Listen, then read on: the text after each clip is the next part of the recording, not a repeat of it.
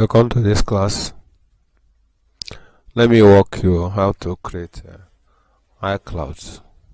Here I'm going to use both phone and system, but you can use any of them, either you use phone or use system.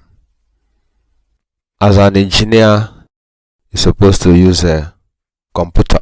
So you type Apple iCloud. Go this iCloud sign in. So it always asks you to sign in. So what you are going to do, you click on the sign in button, and I will take you to sign in with Apple ID.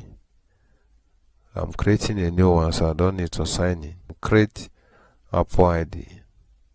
You click on that, it will take you here. Make sure your Gmail is ready. If you don't know how to create Gmail, please check out of my course that treated Android. So here I will enter the name, the first name and the last name. Then select the country. This is sensitive information that should be guided. And then I will do the birthday.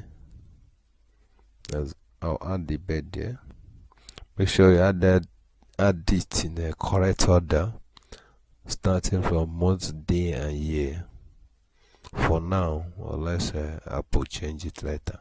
So the next thing you're going to add after adding the birthday, now where the work is you add a Gmail. I prefer using Gmail. Why I use Gmail is if I have problem with the Apple ID, to be easy for me to recover. That's the essence of using Gmail. That is working. Then you add password. So please make sure you add a strong password for the client. But in order to respect the client's privacy, you ask the person to put the password. While he or she puts the password, you remove your eye from there, so that it won't be that you are looking at him. Then later you delete it from your system. Very important. Go to select the country. Most of the information here are sensitive, and because of privacy I have to blur it. Then phone number. Make sure it's a phone number you can use and then recover your iCloud if anything goes wrong. When you are done, remember to give the person the Gmail if you are the one that created it, and the password, the iCloud and the password, and ask the person to keep it safe, because if anything happens to iCloud, suppose know the price you are going to pay for it. This particular phone is iPhone SS Max. Enter this capture magic word. If it's not working, you can generate another one or use voice, or click on continue. So now it says verify your email address to create your new Apple ID. So I have to go back to my Gmail, check whether the message has come from the Apple.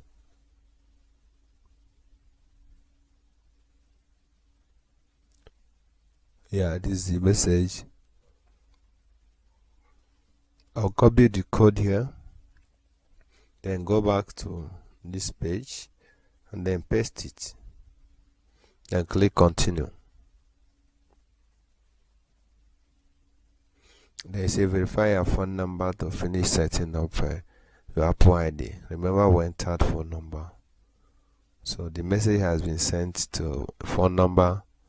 The next thing I will do, I will enter the code and then click continue again. Make sure you enter the correct code, otherwise it will not work. I'll click continue again. They say IT terms and condition, we agree. Click on agree, because if you don't agree, if you decline, you won't go anywhere. So we're done creating an iCloud using a Gmail address. So the next thing we're going to do is to log it in on our phone. You can explore more about iCloud, especially the storage and other things. That's why you can sign in iCloud to an iPhone. You can sign in using setting like the iCloud or using App Store. So here I'm going to use App Store. I've not signed in any iCloud for now. But what I'm going to do, tap on my App Store, then tap on searching. Make sure the phone is connected to internet. Then I'll type the app that I need. This is a new trick I use to sign in my Apple ID on any new iPhone, an iPhone that has no Apple ID. You click on retry because this is just a network issue. Good, this is a WhatsApp, so I tap on get. It's now requesting for Apple ID. So I'm going to enter this Apple ID we just created earlier on and then enter the password. Good, it's still accessing. Now you say this Apple ID has not yet been used in iTunes Store. This Apple ID has not yet been used in the iTunes Store. Tap review to sign in, then review account information. So we'll tap on review. Good. It will now take us to iCloud where you'll be requesting for review, because without review you cannot use it on the App Store. That is one of Apple policy. So there is a sensitive information here.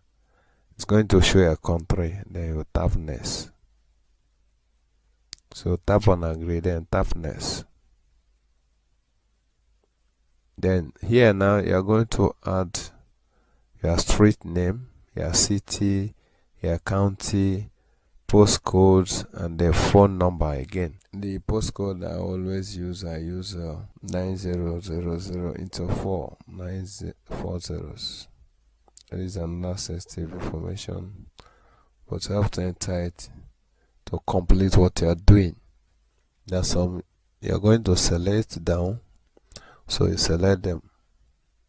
I always enter the one that's right required. So when you are done, then click on done, then click next.